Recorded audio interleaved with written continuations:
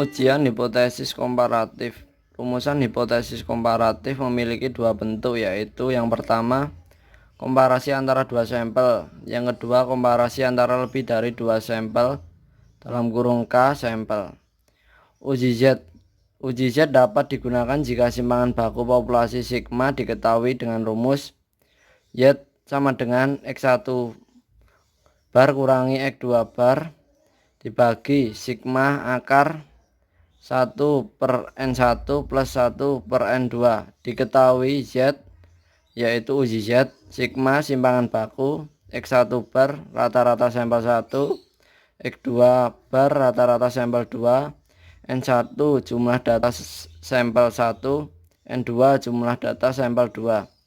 Pada kenyataannya simpangan baku populasi dalam penelitian sesungguhnya jarang diketahui. Maka rumus Z jarang digunakan sehingga tidak perlu dibahas lebih lanjut.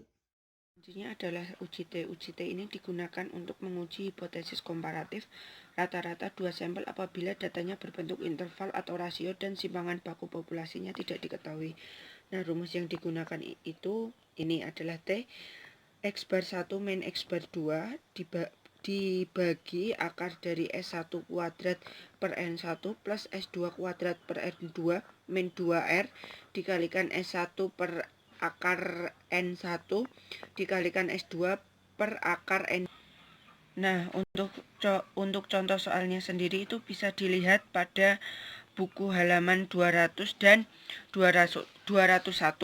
Nah, ini untuk hipotesisnya itu berarti H0-nya itu tidak terdapat perbedaan nilai produktivitas sebelum dan sesudah diberi tunjangan, dan untuk HA-nya itu terdapat perbedaan. Nah, untuk menguji hipotesis ini menggunakan alfanya itu 5%.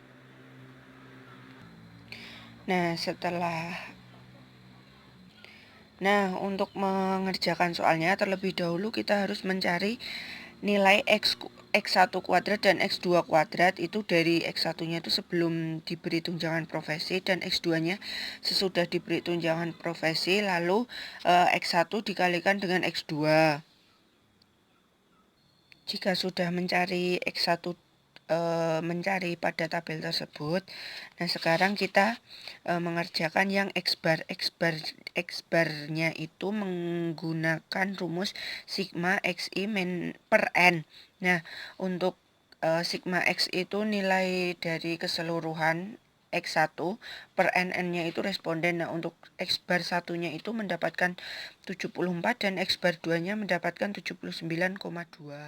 Dan kita mencari varians dan simpangan bakunya menggunakan rumus S kuadrat sama dengan N sigma X1 XI kuadrat min sigma XI dikuadratkan per N dikalikan N-1, dan untuk S1 kuadratnya itu hasilnya adalah 56,25, untuk S-nya 7,5, sedangkan untuk S2-nya S2 kuadratnya itu mendapatkan 103,50 dan untuk S-nya itu 10,7. Lanjut, jika sudah mencari varians dan simpangan baku, kita mencari rumus R. R itu atau korelasi nilai antara X1 dan X2. Ini rumusnya, dan nanti tinggal memasukkan nilainya dan hasilnya adalah 0,862. Jika kita sudah mendapatkan komponen-komponen tadi, tinggal memasukkan ke dalam rumus T. Nanti untuk T hitungnya itu hasilnya akan min 4,59. Sedangkan nanti untuk T tabelnya itu menggunakan rumus DK N1 plus N2 min 2, itu hasilnya adalah 48.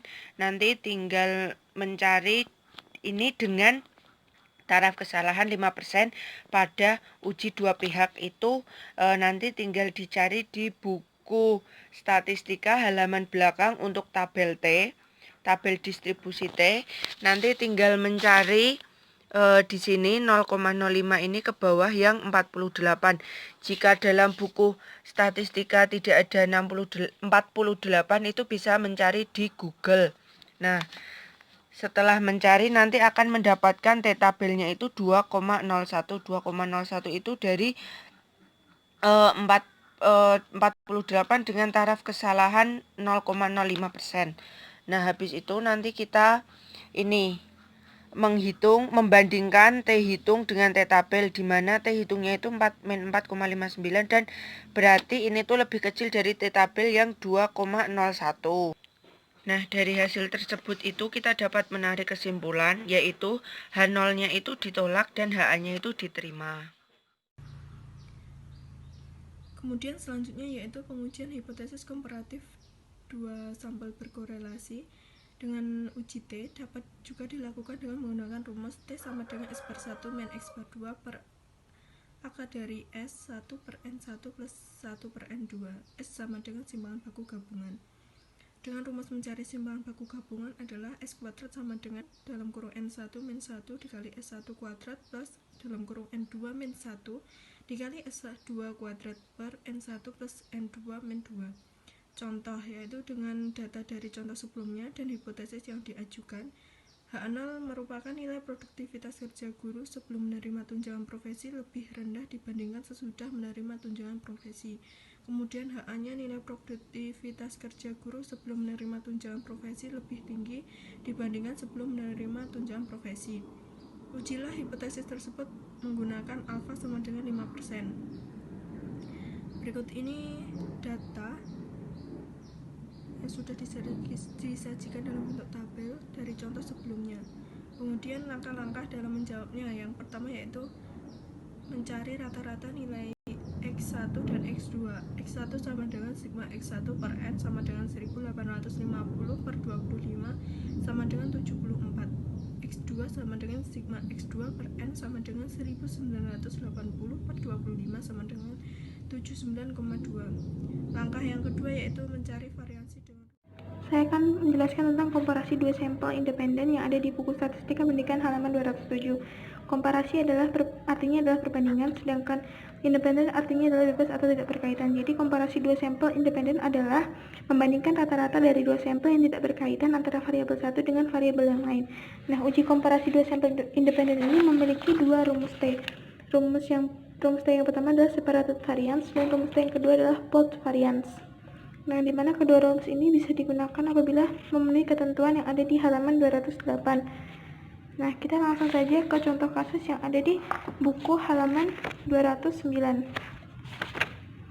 Ini, kalian bisa baca sendiri. Kemudian ada dua hipotesis yang diajukan untuk kasus ini. Hipotesis yang pertama adalah tidak terdapat perbedaan lama menunggu. Kemudian hipotesis yang kedua adalah terdapat perbedaan lama menunggu. Nah, ini kita akan melakukan uji homogenitas kedua varian untuk membuktikan hipotesis yang pertama ini dapat diterima atau ditolak. Nah, ini adalah rumus F-nya. Sebelumnya kita harus melengkapi data dari tabel ini. Kita cari X1 kuadratnya, lalu X2 kuadratnya, kemudian X1 kali X2, kemudian ini kita jumlahkan, lalu kita taruh di kolom jumlah. Nah, setelah itu kita akan mencari min dari data tadi. Ini adalah min yang sudah dicari dari kedua data, ini yang SMA dan ini SMK. Kemudian kita akan mencari simpangan baku, dan ini rumus simpangan bakunya. Ini simpangan baku yang lulusan SMA tadi, dan ini simpangan baku yang lulusan SMK. Kemudian dimasukkan ke rumus F, nanti hasilnya 3,49. Nah, ini adalah F hitung. Kemudian kita akan mencari F tabelnya. Nah, kita cari DK pembilangnya dulu. Ini caranya. Nah, ini adalah DK penyebutnya, ini caranya. Kemudian kita cari 21,17 di tabel distribusi F yang ada di halaman 262. Nah, kita nanti cari yang pembilangnya 21 dan penyebutnya 17. Nanti akan ditemukan datanya adalah 2,23. Nah, lalu kita bandingkan antara F hitung dan F tabel. F hitungnya kan 3,49 dan F tabelnya 2,23. Jadi F hitung itu lebih besar, padahal hipotesis yang pertama tadi kan tidak terdapat perbedaan. Harusnya F hitungnya itu lebih kecil atau sama dengan dari F tabel, tapi ini lebih besar. Jadi jadi hipotesis 1 ditolak. Nah, dari ini tadi kan dapat disimpulkan bahwa variansnya tidak homogen. Lalu kita akan menguji hipotesis yang kedua dengan uji T. Karena variansnya itu tidak homogen dan jumlah datanya itu tidak sama, maka kita akan menggunakan rumus separated variance. Nah, ini rumusnya. Kemudian kalau diaplikasikan nanti seperti ini akan terdapat jawaban 3,2. Ini adalah T hitung. Kemudian kita cari T tabel. Nah, kita cari dengan cara seperti ini. Nah, kita cari DK-nya kan 21. Kita cari di tabel distribusi T yang 21.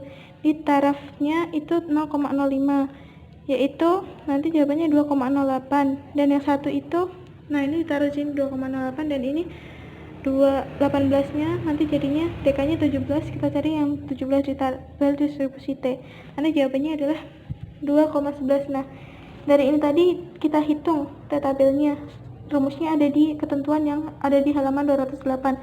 Nah, caranya adalah T terbesar dikurangi T terkecil, kemudian dibagi 2, lalu ditambah dengan T yang terkecil. Nanti jawabannya 2,095.